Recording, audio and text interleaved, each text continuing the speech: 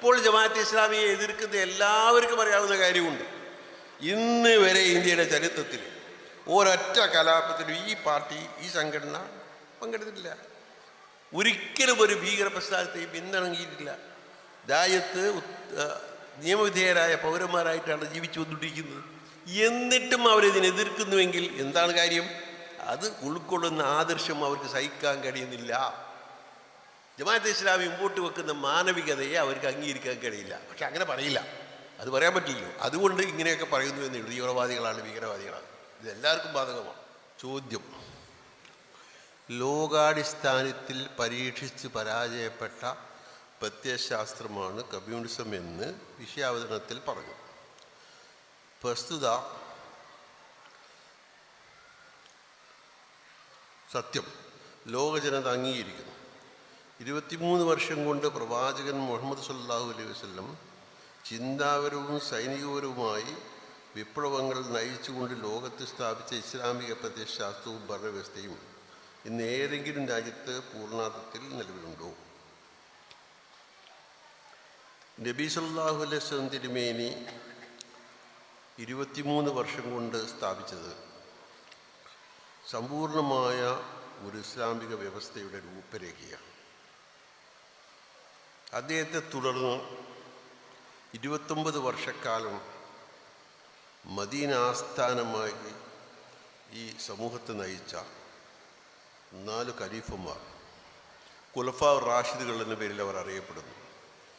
അബൂബക്കർ, ഉമർ, ഉസ്മാൻ, അലി റളിയല്ലാഹു അൻഹു. അവരുടെ കാലഘട്ടത്തിന് ശേഷം ആ വ്യവസ്ഥ പൂർണ്ണമായ അർത്ഥത്തിൽ നിലനിന്നില്ല. പൂർണ്ണമായ അർത്ഥത്തിൽ ഞാൻ പറയുന്ന കാര്യമാണ്.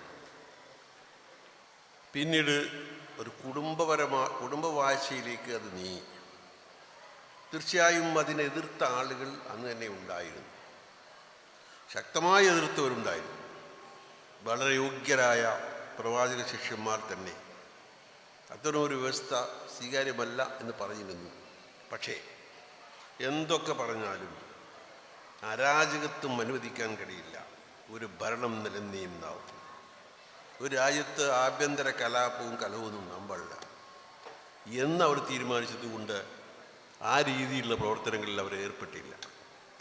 പക്ഷെ നീണ്ട കാലം ഇസ്ലാമിക ശരീഅത്ത് തന്നെയാണ് ആ രാജ്യങ്ങളിലൊക്കെ നടപ്പിലായത്. രാജ്യങ്ങളിലെന്ന് പറയുന്നതിൽ തന്നെ ശരിയില്ല. ആ രാജ്യങ്ങളൊക്കെ ഒരു കേന്ദ്ര ഭരണത്തിലേക്ക് വന്നിരുന്നു.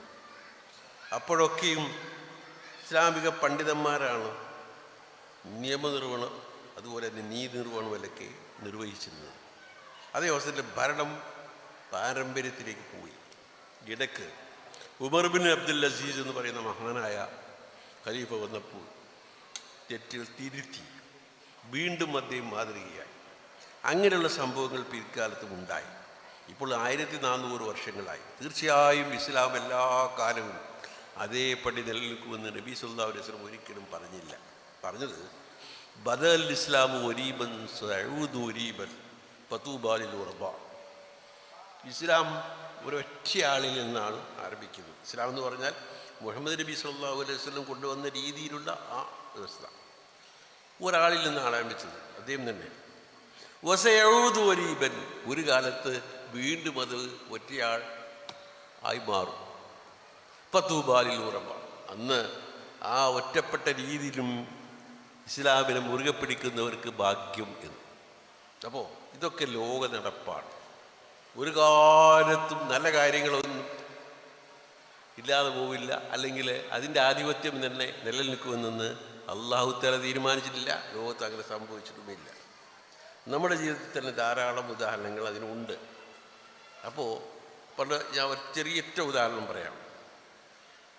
നമ്മുടെയൊക്കെ നാട്ടിൽ എൻ്റെയൊക്കെ ചെറുപ്പകാലം മുതൽക്ക് മദ്യം വളരെ പരിമിതമായിട്ട് കുറച്ച് ആളുകൾ മാത്രം കഴിച്ചിരുന്ന കാലം. പിന്നെ വന്ന് ഇപ്പോൾ മദ്യം കഴിക്കാത്തവരെ ആരാണെന്ന് നോക്കേണ്ട സ്ഥിതി വന്നു. അപ്പോഴൊക്കെയും എന്നാൽ പിന്നെ നല്ലത് മദ്യം കഴിക്കലിനാണെന്ന് ആരും തീരുമാനിച്ചു? ഇല്ല. മനുഷ്യൻ്റെ ദൗർബല്യങ്ങൾ എല്ലാ കാലത്തും ഉണ്ട്. ആ ദൗർബല്യങ്ങൾ കൊണ്ട് അവൻ വ്യവസ്ഥ ലംഘിക്കും. അവന് ദോഷകരമായത് തന്നെ അവൻ ചെയ്യും. ഇതൊക്കെ അനുഭവത്തിലൂടെ ബോധ്യപ്പെട്ട കാര്യങ്ങളാണ്. അപ്പോൾ ഇസ്ലാം എല്ലാ കാലത്തും അതിൻ്റെ നന്മ നിലനിർത്തിക്കൊണ്ടേയിരിക്കും. വിശുദ്ധ ഖുർആനാണ് അതിന് ഗ്യാരണ്ടി. അതേ അവസരത്തിൽ മനുഷ്യൻ്റെ ദൗർബല്യങ്ങൾക്ക് അങ്ങനെ മാറ്റാൻ കഴിയില്ല. അത് തീർച്ചയായിട്ടും അത് ഉണ്ടായിക്കൊണ്ടിരിക്കും, വീണ്ടും നന്മയിലേക്ക് വരും. അങ്ങനെയൊക്കെയാണ് ലോക ചരിത്രം. കമ്മ്യൂണിസത്തെ സംബന്ധിച്ചിടത്തോളം പറയുമ്പോൾ അത് 70 കൊല്ലമാണ് അല്ലെങ്കിൽ 75 വർഷമാണ് സോവിയറ്റ് യൂണിയനിൽ ഉണ്ടായിരുന്നത്, ഇപ്പോൾ ചൈനയിലുണ്ട്. അങ്ങനെയൊക്കെ പറയുമ്പോൾ ഉദ്ദേശിക്കുന്നത് കമ്മ്യൂണിസം എന്ന് പറയുന്ന ഒരു വ്യവസ്ഥ നിലവിൽ വന്നപ്പോൾ തന്നെ അതിൻ്റെ അടിസ്ഥാന തത്വങ്ങൾ ലംഘിച്ചുകൊണ്ടാണ് വന്നത്, നിരാകരിച്ചുകൊണ്ടാണ് വന്നത്. ഒന്നാമതായി പറയാനുള്ളത് സ്വകാര്യ ഗുണാവകാശം കമ്മ്യൂണിസ്റ്റ് പ്രത്യയശാസ്ത്രം നിരക്കുന്നതേയല്ല. സ്വകാര്യ ഗുണാവകാശത്തിൽ നിന്ന് പൂർണ്ണമായും മുക്തമാക്കി സ്റ്റേറ്റ് ഉടമയിലും പിന്നെ സ്റ്റേറ്റ് പോലും കൊഴിഞ്ഞു പോകുന്ന അവസ്ഥയെക്കുറിച്ചൊക്കെയാണ് മാർക്സും എംഗൽസും ഒക്കെ പറഞ്ഞത്. പക്ഷേ ലെനിനും സ്റ്റാലിനും കൂടി കമ്മ്യൂണിസ്റ്റ് വിപ്ലവം ലോകത്ത് ആദ്യമായി 1917 ഒക്ടോബറിൽ നടപ്പാക്കിയപ്പോൾ ഇതിലേക്ക് സ്വകാര്യ അവകാശം പരിമിതമായ രൂപത്തിൽ അനുവദിക്കേണ്ടി വന്നു.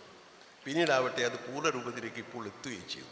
അതായത് അതിൻ്റെ അടിസ്ഥാന തത്വങ്ങളെ തന്നെ നിരാകരിച്ചുകൊണ്ടാണ് കമ്മ്യൂണിസത്തിൽ നിലനിൽക്കുന്ന കാലത്ത് പോലും അല്ലെങ്കിൽ നിലനിൽച്ച രാജ്യങ്ങളിൽ പോലും പിന്നീട് തുടരാൻ കഴിഞ്ഞതെന്നുള്ള ഈ വസ്തുത നമ്മൾ മനസ്സിലാക്കണം.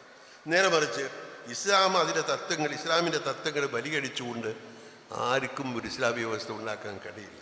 അത് എപ്പോഴൊക്കെ നിലവിൽ വന്നുവോ അപ്പോഴൊക്കെ അതിൻ്റെ എല്ലാ അടിസ്ഥാന തത്വങ്ങളും പാലിച്ചുകൊണ്ട് തന്നെയാണ് വരിക.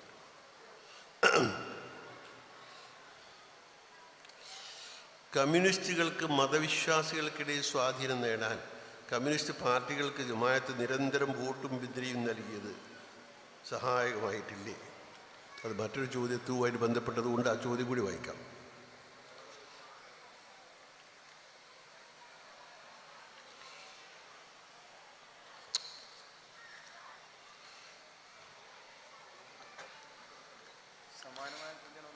അതെ, യഥാർത്ഥ ഇസ്ലാം ഏതാണ്?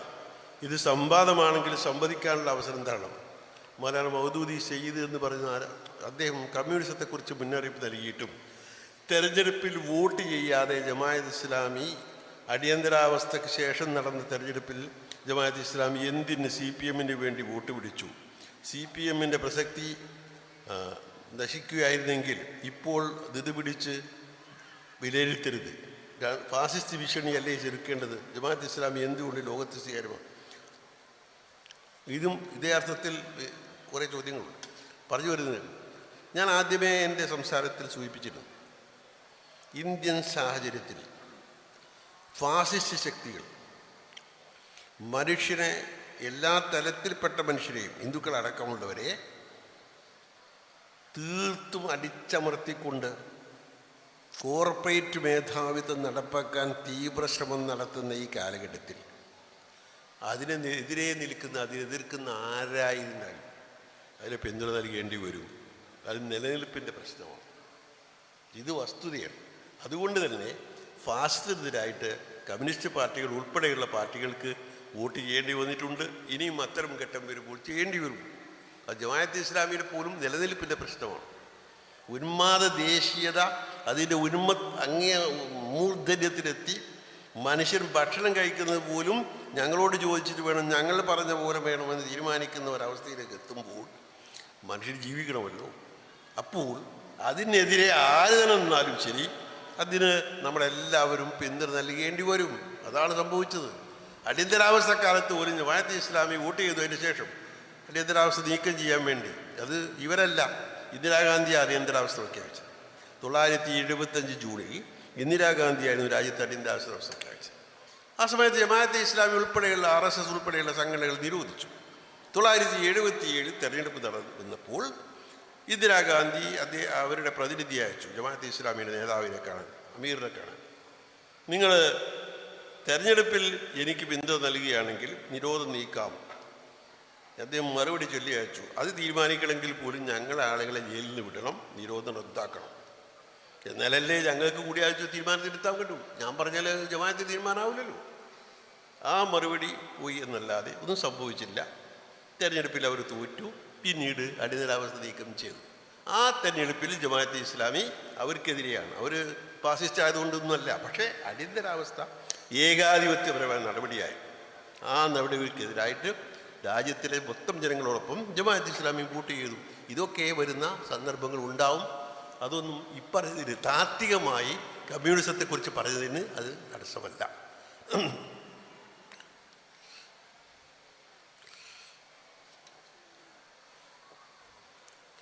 കമ്മ്യൂണിസത്തെ സംബന്ധിച്ച് ഈ കാര്യങ്ങൾ പണ്ടെങ്ങാൻ പ്രബോധനത്തിലൂടെയാണ് മനസ്സിലാക്കിയത്. മതത്തെ സംബന്ധിച്ച് കമ്മ്യൂണിസ്റ്റ് ആചാര്യന്മാരെല്ലാം പറഞ്ഞത് മതം പൊറിപ്പിക്കാൻ കഴിയാത്തതാണെന്ന് തീർത്ത് പറഞ്ഞിട്ടുണ്ട്. അക്കാര്യം ജമാഅത്ത് പ്രചരിപ്പിച്ചിട്ടുണ്ട്. പക്ഷേ രാഷ്ട്രീയ കാര്യങ്ങൾ വരുമ്പോൾ ഫാസിസ്റ്റുകൾക്കെതിരെ സഹകരിക്കാൻ ഇസ്ലാമികമായി പറ്റുമോ? പ്രവാചകൻ്റെയും ഖലീഫുമാരുടെയും ചരിത്രത്തിൽ ഇങ്ങനെയുള്ള ഒരു സഹകരണം കണ്ടെത്താൻ കഴിയുമോ? മുസ്ലിങ്ങൾ ശത്രുക്കളെ നേരിട്ടപ്പോൾ 3 കാര്യങ്ങൾ മാത്രമല്ലേ അവരുടെ മുമ്പിൽ വെച്ചുള്ളൂ. 1, ഇസ്ലാം സ്വീകരിക്കുക. 2, ജിസിയ തന്ന് നിങ്ങളുടെ മതപ്രചാരം ജീവിക്കുക. 3, യുദ്ധത്തെ നേരിടുക. ഞാൻ മനസ്സിലാക്കിയിടത്തോളം ഇതാണ് തെറ്റിതിരുത്തൽ. ഇതാണ് അത് തെറ്റിദ്ധിരുന്നെങ്കിൽ തിരുത്തുക എന്ന് പറയും. മുഹമ്മദ് നബി സല്ലല്ലാഹു അലൈഹി വസല്ലം മദീനയിലേക്ക് ഹിജ്റ പോയി. അവിടെ ചെന്ന ശേഷം ആദ്യം ചെയ്ത കാര്യം എന്താണ്? അവിടെ ഭൂരിപക്ഷം അല്ലെങ്കിൽ ഏതാണ് അതിനടുത്ത് ജനസംഖ്യയുള്ള 3 ജൂത ഗോത്രങ്ങളുണ്ടായിരുന്നു. ബനു നദീർ, ബനു ഖുറൈള, ബനു കൈനുക. ഇവരുമായിട്ട് ഒരു കരാർ ഒപ്പിടുകയാണ്. നിങ്ങൾ മനസ്സിലാക്കണം, യഹൂദികളായ 3 ഗോത്രങ്ങളുമായി കരാർ ഒപ്പിടുകയാണ്. എന്താ കരാറ്? മദീനയിൽ നമ്മൾക്ക് ഓരോരുത്തരും അവരുടെ വിശ്വാസവും സ്വാതന്ത്ര്യവും ജീവിക്കാം. മദീനയുടെ നേരെ ആരെങ്കിലും ആക്രമണം നടത്തുകയാണെങ്കിൽ നമ്മൾ യോജിച്ച് നേരിടണം. ഇതാ. അപ്പോൾ യഹൂദികളാണ്. അതുപോലെ അവരുടെ എല്ലാ ഇസ്ലാം വിരോധമൊക്കെ ഉണ്ട്. അതുണ്ടായിരിക്കെ തന്നെ ഒരു പൊതു കാര്യത്തിന് വേണ്ടി അവർക്ക് കൂടി യോജിക്കാൻ കഴിയുന്ന ഒരു കാര്യത്തിന് വേണ്ടി അവരോട് കരാർ ഒപ്പിട്ടു. ഇതാണ്. പിന്നെ അവരാ കരാർ ലംഘിച്ചു നോക്ക് വേറെ കാര്യമാണ്. അപ്പോൾ ഇങ്ങനെയുള്ള ചരിത്രം ഇസ്ലാമിനുണ്ട്. അപ്പോൾ നമ്മുടെ നാട്ടിൽ തന്നെയും ഞാൻ നേരത്തെ സൂചിപ്പിച്ച പോലെ പൂർണ്ണമായി സമഗ്രാധിപത്യപരമായ ഒരു ഉന്മാദ ദേശീയത വളരെ ആസൂത്രിതമായി വളർത്തപ്പെട്ട് ഇപ്പോൾ അത് ഭരണത്തിരിക്കുന്ന കാലമാണ്. ഇപ്പോൾ അതിനെ തുരത്താൻ കഴിയുന്ന, അതിനെ നേരിടാൻ കഴിയുന്ന ഏതെങ്കിലും ശക്തികളുണ്ടെങ്കിൽ അവർക്ക് സ്വാഭാവികമായി നമ്മൾ വോട്ട് കൊടുക്കേണ്ടി വരും, പിന്തുണ നൽകേണ്ടി വരും. അതിന് ഇസ്ലാമിന് എതിരായിട്ടുള്ള ഒരു കാര്യവും അതിനകത്തില്ല. ഇസ്ലാമിന് അനുകൂലമാണ് എന്ന് പറഞ്ഞാൽ ഇസ്ലാമിൻ്റെ നിലനിൽപ്പിന് അത് ആവശ്യമാണ്. അതുകൊണ്ട് ചെയ്യുന്നതാണ്. പിന്നെ ഇസ്ലാം സ്വീകരിക്കുക അല്ലെങ്കിൽ ജിസിയത്ത് എന്നൊക്കെ പറയുന്നത് ഏതെങ്കിലും ഒരു രാജ്യം കീഴടക്കിയ ശേഷം അവിടെ താമസിക്കുന്ന ജനങ്ങളുടെ നേരെ സ്വീകരിക്കേണ്ട സമീപനത്തിനുള്ള ഒരു മാർഗരേഖയാണത്, മറ്റൊന്നുമല്ല. ഉദാഹരണത്തിന് പലസ്തീൻ കീഴടങ്ങി. ആ സമയത്ത് അവിടെ ക്രിസ്ത്യാനികളാണ് കൂടുതലും. ഉമറുല്ലാഹുവിൻ്റെ കാലത്താണ്. അദ്ദേഹം അവർക്ക് കരാർ എഴുതി കൊടുത്തു. കരാർ പത്രിക എഴുതി. ആ പത്രികയിൽ വ്യക്തമായി പറയുന്നു, നിങ്ങൾക്ക് നിങ്ങളുടെ മതം അനുസരിച്ച് ജീവിക്കാം, നിങ്ങളെ ആരും ഒന്നും ചെയ്യില്ല. അതുപോലെ നിങ്ങൾക്ക് ഉള്ള പുറത്തു നിന്ന് വരുന്ന ആക്രമണത്തെ നമ്മൾ നേരിടണം. നിങ്ങൾ ആരെങ്കിലും ആക്രമിക്കുന്ന പക്ഷം ഞങ്ങൾ അതിനെ നേരിടും, നിങ്ങൾക്ക് വേണ്ടി ഞങ്ങൾ അവരെ നേരിടും എന്നൊരു കരാർ എഴുതി ഒപ്പിടുകയാണ് ചെയ്തത്. പിന്നെ ഈ പറഞ്ഞത്, അതായത് യുദ്ധത്തെ നേരിടുക എന്നൊക്കെ പറഞ്ഞത് ചില പ്രത്യേക സാഹചര്യങ്ങളിൽ ഈ സാമ്രാജ്യത്വത്തോട് അന്നത്തെ സാമ്രാജ്യവാദികളായിരുന്ന അല്ലെങ്കിൽ സാമ്രാജ്യം നടപ്പാക്കിയിരുന്ന റോമക്കാരും അതുപോലെ തന്നെ പേർഷ്യക്കാരുമായിരുന്നു. പേർഷ്യയിലെ കിസ്ര സാമ്രാജ്യവും അതുപോലെ കോൺസ്റ്റാന്റിനോപ്പിൾ തലസ്ഥാനമായിട്ടുള്ള റോമാ സാമ്രാജ്യം. ഈ സാമ്രാജ്യത്തിനൊക്കെയുള്ള രാജ്യങ്ങളെ കുറിച്ചാണ് ഈ പറഞ്ഞത്. അവർ അല്ലെങ്കിൽ തന്നെയും അവരുടെ ഭാഗമല്ലാത്ത അറബികളായ ആളുകളെ ദീർഘകാലമായിട്ട് അടിച്ചമർത്തി ഭരിച്ചുകൊണ്ടിരിക്കുക. അപ്പോൾ അവിടെ ഇസ്ലാമിക മുസ്ലിം സേന അവിടെ സംഘം അവിടെ ആക്രമിച്ച് അല്ലെങ്കിൽ അവരെ നേരിടാൻ വേണ്ടി ചെന്നപ്പോഴുള്ള കാര്യമാണ് ഈ പറഞ്ഞ കാര്യം. ഫാസിസം രാജ്യത്തെ മുഴുവനും വിഴുങ്ങിയ ഈ സമയത്ത് പ്രത്യശാസ്ത്രപരമായി മാത്രമല്ലാതെ പ്രായോഗികമായി എന്ത് ചെയ്യാൻ കഴിഞ്ഞുവെന്ന് 25 വർഷമായി ഇന്ത്യയിൽ പ്രവർത്തിക്കുന്ന 75 വർഷമായി ഇന്ത്യയിൽ പ്രവർത്തിക്കുന്ന ജമാഅത്തെ ഇസ്ലാമി വിവരിക്കുമോ? കൂടാതെ സംഘപരിവാർ ശക്തികൾക്കെതിരെയുള്ള ഭാവി പരിപാടികൾ വിശദീകരിക്കാമോ? ജമാഅത്തെ ഇസ്ലാമി നിലവിൽ വന്നു മുതൽ ഇന്ന് വരെ ചെയ്തുകൊണ്ടിരിക്കുന്ന ഒരു കാര്യം നിങ്ങളൊരു പക്ഷേ മനസ്സിലാക്കിയിട്ടുണ്ടാവും. എന്നാലും പറയാം, ജമാഅത്തെ ഇസ്ലാമി രൂപീകരിക്കുന്നതിന് മുമ്പായിട്ട് അതിൻ്റെ കളവൊരുക്കുന്ന രീതിയിൽ സയ്യിദ് അബുലാല മൗദൂദി പുറത്തിറക്കിയ അദ്ദേഹത്തിൻ്റെ പുസ്തകങ്ങൾ 3 വർഷങ്ങളായിട്ട്. ഇസ്ലാം അവർ മൗജൂദ്, മുസൽമാൻ അവർ മൗജൂദ കഷ്ബകഷ്. 1-ാം ഭാഗത്തിൽ അദ്ദേഹം അതിശക്തമായിട്ട് അന്ന് ശക്തിപ്പെട്ടു വന്ന സാമുദായിക ധ്രുവീകരണത്തെ, ഒരു ഭാഗത്ത് ഹിന്ദു ദേശീയത, മറുഭാഗത്ത് മുസ്ലിം ദേശീയത, ആ ദേശീയ അതിശക്തമായി എതിർത്തതാണ്. ഇത് ഇന്ത്യക്ക് ഒരിക്കലും ഗുണം ചെയ്യില്ല, ഒരർത്ഥത്തിലും ഇന്ത്യയുടെ ഭാവിക്ക് സഹായിക്കില്ല എന്ന് ആ പുസ്തകം ഇപ്പം കിട്ടും, നിങ്ങൾക്ക് വായിച്ചു നോക്കാം എന്ന് തുറന്നെഴുതിയത് മൗദൂദിയാണ്. അന്ന് മുതൽ ഇന്ന് വരെ ജമാഅത്തെ ഇസ്ലാമി തീർച്ചയായും ഈ ഉന്മാദ ദേശീയത ഭ്രാന്തിനെ ജമാഅത്തെ ഇസ്ലാമി എതിർത്ത് വന്നിട്ടേ ഉണ്ട്. അതാണ് ഇപ്പോഴും ചെയ്തുകൊണ്ടിരിക്കുന്നത്. ഈ രീതിയിൽ പോവുകയാണെങ്കിൽ രാജ്യത്തെ ശിഥിലമാക്കാനല്ല, ഒരിക്കലും വിഭജിക്കപ്പെട്ടല്ലോ, അതേ ചരിത്രം ആവർത്തിക്കാൻ മാത്രമേ ഇത് സഹായിക്കൂ എന്ന് ജമാഅത്ത് ഇസ്ലാമി തുറന്ന് പറയുന്നുണ്ട്. പക്ഷേ ഈ ആഹ്വാനം സ്വീകരിക്കാൻ എത്ര പേരാ തയ്യാറാവുന്നത്? വളരെ കുറച്ച് പേരാവുള്ളത്. അത് കൂടുതൽ ആളുകൾക്ക് സ്വീകാര്യമാവുകയും അങ്ങനെ മാനവികമായ ഒരു സന്ദേശം ഉൾക്കൊള്ളാൻ ഈ രാജ്യത്തെ ഭൂരിപക്ഷം ആളുകൾ തയ്യാറാകുകയും ചെയ്യുമ്പോൾ സ്വാഭാവികമായും ഇത്തരം ഭീഷണികൾ അവസാനിക്കും. അതുവരെയുള്ള കാലഘട്ടത്തിൽ ഇത്രത്തോളം ഇല്ലാത്ത ഒരു പരിധിവരെ ജനാധിപത്യവും സ്വാതന്ത്ര്യവും ഒക്കെ നിലനിർത്താൻ ആഗ്രഹിക്കുകയും അങ്ങനെയൊക്കെ കുറേയൊക്കെ പ്രവർത്തിക്കുകയും ചെയ്യുന്ന പാർട്ടികളുണ്ടാവും. അവർക്ക് വോട്ട് ചെയ്യും, അവർക്ക് പിന്തുണക്കും, തീർച്ചയായും അതെ, നേരത്തെ ചെയ്തതാണ്. അപ്പോൾ അതല്ലാതെ മറ്റൊരു എന്താണ് ഇതിന് പ്രതിവിധി? ഇത് സംഘപരിവാർ ശക്തികൾക്കെതിരെ ഭാവി പരിപാടികൾ വിശദീകരിക്കാമോ എന്നും അന്നും ഇന്നും ഒക്കെ ഇസ്ലാമിക പ്രസ്ഥാനം സമാധാനത്തിൽ വിശ്വസിക്കുന്നു.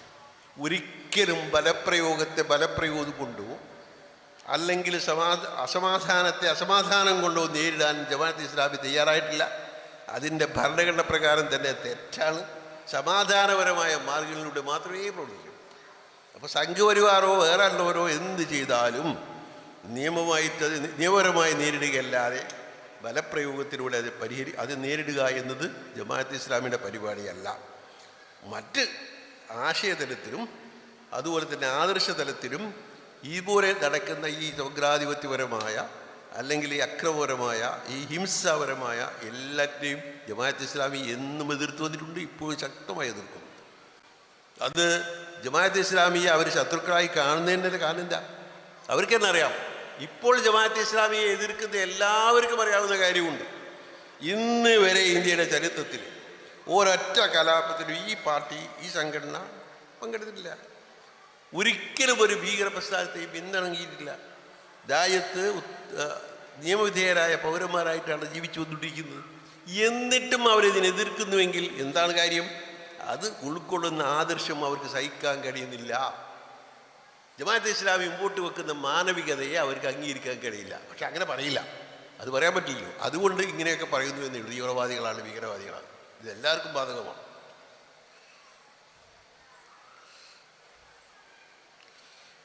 മാധ്യമം എന്തുകൊണ്ട് അതിവേഗ റെയിൽവേയെ എതിർക്കുന്നു? നമുക്ക് മുന്നോട്ട് മാത്രമേ പോകാൻ കഴിയൂ.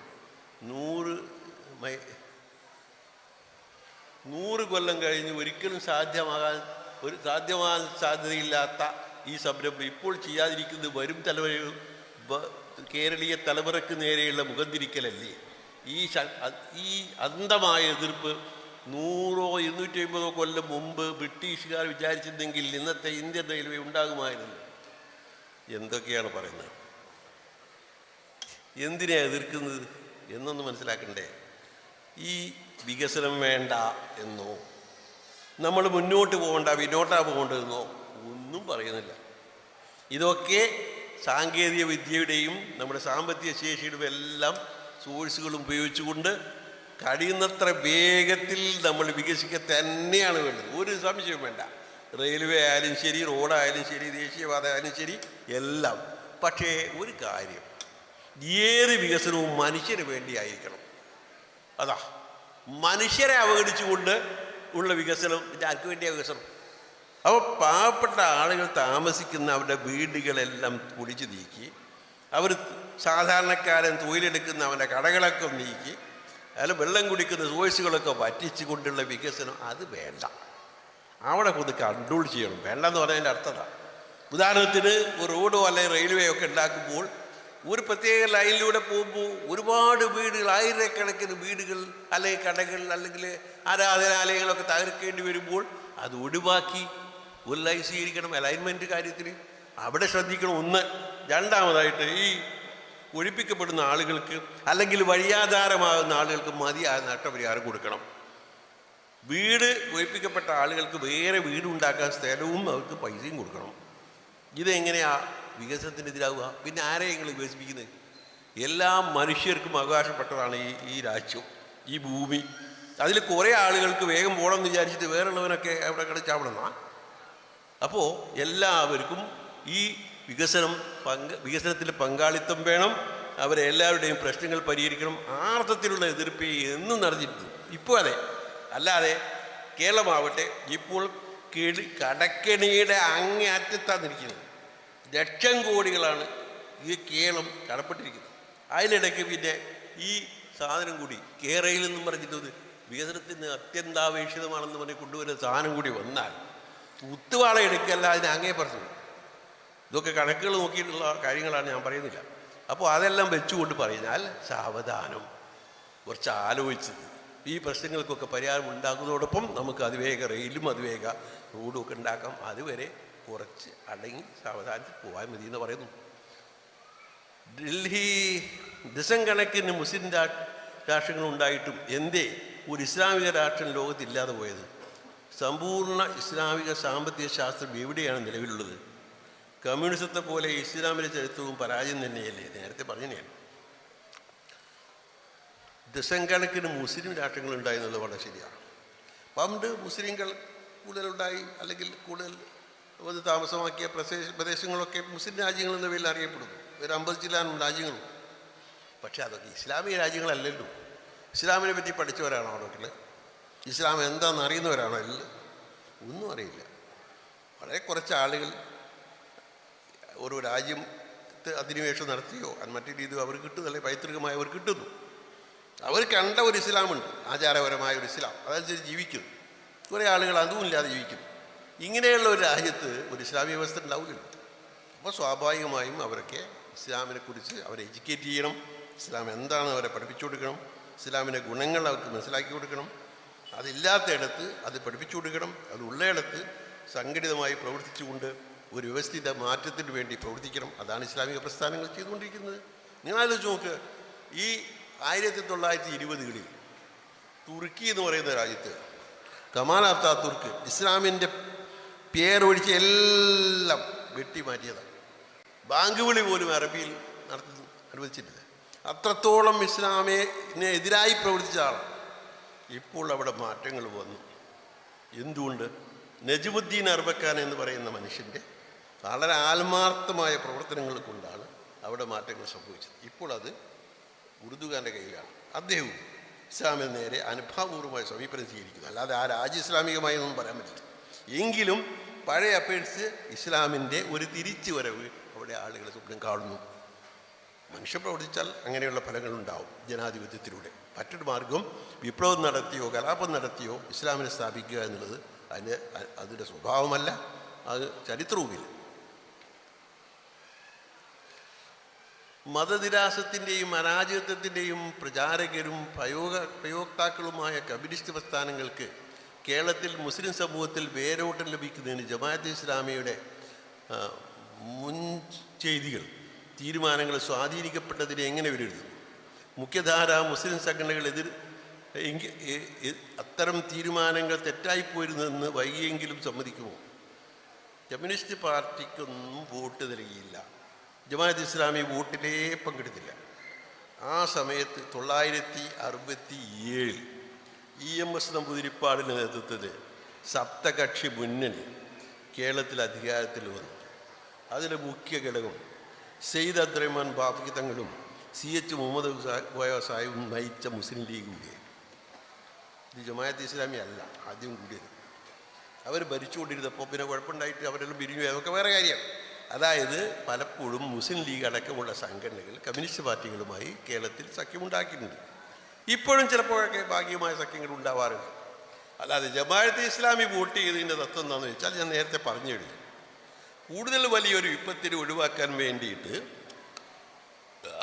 ലഘുവായ, അത് ഇസ്ലാമിലെ തന്നെ തത്വമാണ്.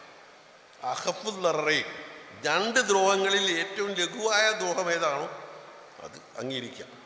അഹ്വനിൽ വലിയത്തേനും പറയുന്നതിനെ പറ്റി രണ്ട് നാശങ്ങളിൽ താരതമ്യേന നിസ്സാരമായ നാശത്തിൻ്റെ കൂടെ നിൽക്കേണ്ടി വരും. അങ്ങനെയുള്ള ഘട്ടങ്ങളിൽ ജമാഅത്തെ ഇസ്ലാമിയും അങ്ങനെ സമീപനം സ്വീകരിച്ചിട്ടുണ്ട്. അതല്ലാതെ ജമാഅത്തെ ഇസ്ലാമി അപ്പോഴും ഇപ്പോഴും എല്ലായ്പ്പോഴും കമ്മ്യൂണിസത്തോടുള്ള താത്വികമായ എതിർപ്പിന് ഒരു കുറവ് വരുത്തിയിട്ടില്ല. ആശയപരമായി പോവാനേ പറ്റില്ല. കമ്മ്യൂണിസം മാത്രമല്ല, അനിസ്ലാമികമായ ഒരു പ്രത്യയശാസ്ത്രത്തിലേക്ക് പോകാൻ പറ്റില്ല എന്ന് മുസ്ലിങ്ങളോടും ലോകത്തോടും പറഞ്ഞുകൊണ്ടേയിരുന്നിട്ടുണ്ട്. ഇപ്പോഴതെ സെയ്ദ് അബുല്ലാല മൗദൂദിയോട് ശക്തമായി വിയോജിച്ച സെയ്ദ് അബുൽ ഹസൻ അജി നദ്വി, അദ്ദേഹം ജമാഅത്ത് നബിയുടെ പിന്നെ പോയ ആളാണ്. അദ്ദേഹം എഴുതിയ ലേഖനത്തിൽ ഇസ്ലാം ഔർ മാരിബേക്തി കഷ്മക്ഷ്, ഇസ്ലാമും പാശ്ചാത്യ സംസ്കാരവും തമ്മിലുള്ള വടംവലി എന്ന പേരിൽ അദ്ദേഹം എഴുതിയ പുസ്തകത്തിൽ പറയുന്നുണ്ട്, മൗദൂദി ചെയ്ത ഏറ്റവും വലിയ സേവനം എന്ന് പറഞ്ഞാൽ കമ്മ്യൂണിസത്തിലേക്കും അതുപോലെയുള്ള അനിസ്ലാമിക പ്രത്യയശാസ്ത്രങ്ങളിലേക്കും പോയിക്കൊണ്ടിരുന്ന യുവജനങ്ങളെ ഇസ്ലാമിൽ തന്നെ പിടിച്ചു നിർത്തിയതാണ്. അതാണ് ജമാഅത്ത് ഇസ്ലാമിൻ്റെ സംഭാവന. ഇപ്പോഴും അതെ. ഹിറ്റ്ലറേക്കാൾ കൂടുതൽ ആളുകളെ കമ്മ്യൂണിസ്റ്റ് പ്രത്യയശാസ്ത്രം കൊല ചെയ്തു എന്നതിൽ വല്ല സത്യവുമുണ്ടോ? ഇത് പരിശോധിക്കപ്പെടേണ്ട ഒന്നാണ്. കാരണം ഹിറ്റ്ലർ എന്ന് പറയുന്ന ആൾ ജർമ്മനിയിൽ ഏകാധിപതിയായി വന്ന് നാസിസം സ്ഥാപിച്ച് അങ്ങനെ അവിടുത്തെ ന്യൂനപക്ഷങ്ങളായ ജൂതന്മാരെ അടക്കം കൂട്ടക്കൊല ചെയ്ത് പിന്നീട് ലോക മഹായുദ്ധം ആരംഭിച്ച് നലജോലം നീണ്ടുന്ന ആ യുദ്ധത്തിലൂടെ അനേകായിരങ്ങളെ കൊല ചെയ്തു. അതിനെ ഒരിക്കലും കമ്മ്യൂണിസ്റ്റ് ഏകാധിപതികളുമായി താരതമ്യം കഴിയും എന്ന് തോന്നുന്നില്ല. എന്നാൽ രണ്ട് കൂട്ടരും ബലം പ്രയോഗിച്ചിട്ടുണ്ട്, ആയിരക്കണക്കിന് ആളുകളെ കൊന്നിട്ടുണ്ട്. ഏതാ കൂടുതൽ എന്നുള്ളത് പരിശോധിക്കപ്പെടേണ്ടത്. രണ്ട്, ഇസ്ലാമിക സാമ്പത്തിക ശാസ്ത്രത്തിന് ലോകത്ത് വല്ല സ്വാധീനം ലഭിച്ചിട്ടുണ്ടോ? തീർച്ചയായും ലഭിച്ചിട്ടുണ്ട്. ഇത് ലോകത്തിലെ ഒട്ടേറെ ഞാൻ മനസ്സിലാക്കുന്നിടത്തോളം 70ഓളം രാജ്യങ്ങളാണ് ഇന്ന് ഇസ്ലാമിക തത്വപ്രകാരമുള്ള പലിശരഹിത ബാങ്കിൽ പ്രവർത്തിക്കുന്നുണ്ട്. വെസ്റ്റേൺ രാജ്യങ്ങളിലടക്കം ഇസ്ലാമികമല്ലാത്ത അല്ലെങ്കിൽ അനിസ്ലാമികമായ ഭരണകൂടങ്ങൾ നിലനിൽക്കുന്ന പല രാജ്യങ്ങളിലും ഇസ്ലാമിക് ബാങ്കുകൾ പ്രവർത്തിക്കുന്നു. അപ്പോൾ ഇസ്ലാമിക സാമ്പത്തികതയുടെ ഗുണം കണ്ടിട്ടല്ലേ പ്രവർത്തിക്കുന്നത്.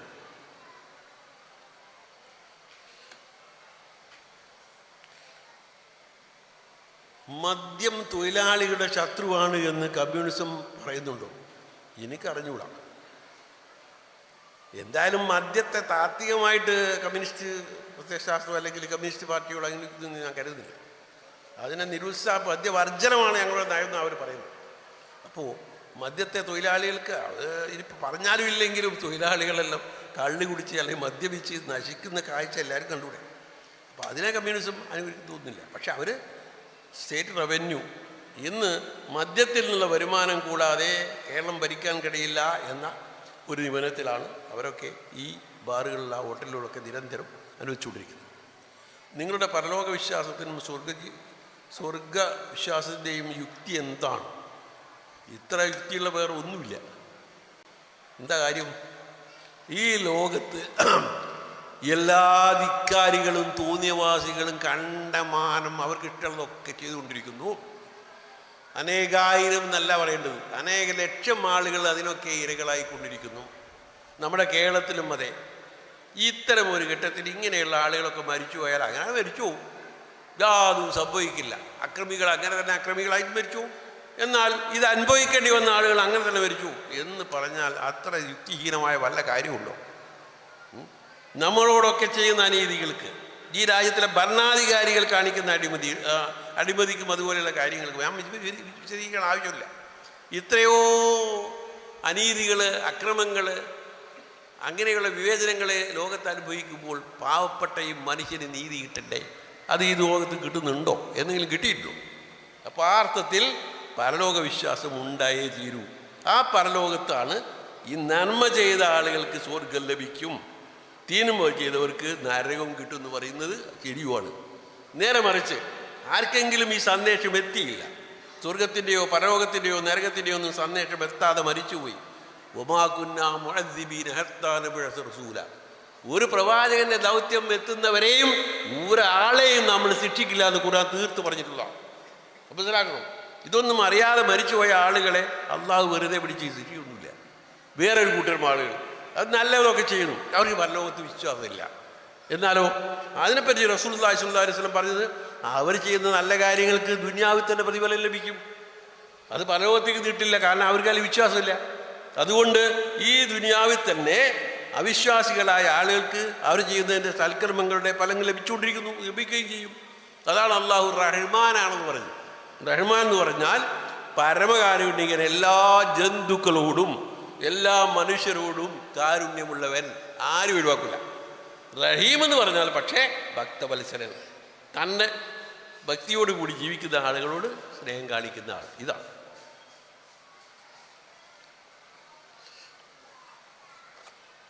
സുന്നി വിഭാഗത്തിലെ സമസ്തയും മറ്റും അന്ധവിശ്വാസങ്ങളും മറ്റും കണ്ടാണ് പല യുവാക്കളും കമ്മ്യൂണിസത്തിലേക്ക് യുക്തിവാദത്തും എല്ലാം ആകൃഷ്ടരാകുന്നത്. ശരിയല്ലേ?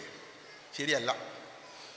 എന്താ കാര്യം എന്ന് വെച്ചാൽ, ശരിയാണ്, നമ്മുടെ സമുദായത്തിൽ അന്ധവിശ്വാസങ്ങളുണ്ട്, അനാചാരങ്ങളൊക്കെ ഉണ്ട്. പക്ഷേ നിങ്ങൾ മനസ്സിലാക്കേണ്ട കാര്യം, എല്ലാറ്റിനും ഒരു സമയമുണ്ടാവും. വിദ്യാഭ്യാസവും അറിവും വിവരവും ഒക്കെ വർദ്ധിക്കുന്നതനുസരിച്ച് ആളുകൾ അതിൽ പിന്മാറുന്നുണ്ട്. ഞാൻ ഉദാഹരണത്തിന് പറയുന്നത്, ഫറൂഖ് 8ാം പ്രമേയം എന്ന് പറഞ്ഞിട്ടൊരു സാധനമുണ്ട്. സമസ്ത കേരള ജമിയത്തുൽ ഉലമയുടെ അതിൻ്റെ ഹിസ്റ്ററിയിലുള്ള അന്ന് ആ ഫറൂഖിൽ ചേർന്ന ആ സമ്മേളനത്തിൽ വെച്ച് സമസ്ത കേരളയുടെ സംസ്ഥാന സമ്മേളനമാണ്. അത് പാസാക്കിയ ഒരു പ്രമേയത്തുണ്ട്. അതിൽ പിഞ്ഞാണമെടുത്ത് ഉറുക്ക് കെട്ട് മുതൽക്കുള്ള എല്ലാ സംഗതികളെയും ന്യായീകരിച്ചു. അതുപോലെ തന്നെ പെൺകുട്ടികൾ പഠിക്കാൻ പാടില്ല എന്ന് വ്യക്തമായി എഴുതിച്ചു. ഇതെല്ലാം ഉണ്ടായിരുന്ന ആ സമസ്ത ഇന്ന് എവിടെ എത്തി? ഇന്ന് അവരെ പെൺകുട്ടികൾ പഠിക്കുന്ന അത്ര നമ്മളാരും പെൺകുട്ടികൾ പഠിക്കുന്നില്ല. അത്രത്തോളം അവർ സ്കൂളുകളിൽ അയക്കുന്നു, എഞ്ചിനീയറിംഗ് കോളേജിലും മെഡിക്കൽ കോളേജിലും അയക്കുന്നു, സ്വന്തം തന്നെ കയ്യിൽ നിന്ന് എടുത്ത് സ്ഥാപിക്കുന്നു. അപ്പോൾ സ്വാഭാവികമായി വരുന്ന മാറ്റമാണ് അതൊക്കെ. അത്തരം മാറ്റങ്ങൾ നമ്മൾ കണ്ടില്ല കേട്ടില്ല എന്ന് വെക്കരുത്. ചില ആളുകൾ ഇപ്പോഴും അത് ന്യായീകരിക്കുന്നവരൊക്കെ ഉണ്ടാവും. പക്ഷെ സ്വാഭാവികമായി അന്ധവിശ്വാസങ്ങൾ നാട് നീങ്ങും എന്നതുകൊണ്ട് ആ വിഷയത്തിൽ അവരുമായി ഒരു യുദ്ധത്തിന് ഏർപ്പെടുകയല്ല, കാര്യങ്ങൾ മനസ്സിലാക്കി കൊടുത്തുകൊണ്ട് മെല്ലെ മെല്ലെ പോവുക. ആദ്യം ഖുർആൻ പരിഭാഷപ്പെടുത്തുന്നതിന് അവരെതിരായിരുന്നു, പിന്നീട് അവർ തന്നെ ഖുർആൻ പരിഭാഷ ഇറക്കിയല്ലോ. അപ്പോൾ പല കാര്യങ്ങളിലും പിന്നീട് മാറ്റം വരുന്നുണ്ട് എന്ന് നമ്മൾ മനസ്സിലാക്കണം. അതുകൊണ്ട് ഈ അർത്ഥത്തിൽ നമ്മൾ മറ്റ് സുന്നി വിഭാഗത്തിലൊക്കെ ആളുകളെ എതിർക്കുന്നത് ശരിയല്ല. ആ സംഗതികളെ നമുക്ക് എതിർക്കാം. അത്രയേ ഉള്ളൂ.